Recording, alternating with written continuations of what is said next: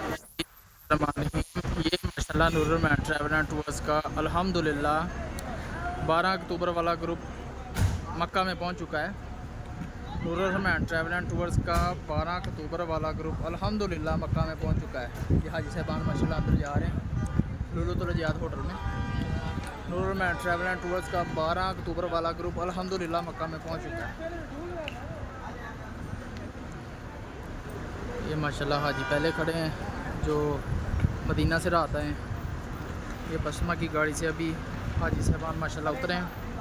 Nurul man travel and tours के हाजी साहबान अल्हम्दुलिल्लाह 12 अक्टूबर वाला ग्रुप माशाल्लाह मक्का में पहुंच चुका है लुलुतुल जियाद होटल में।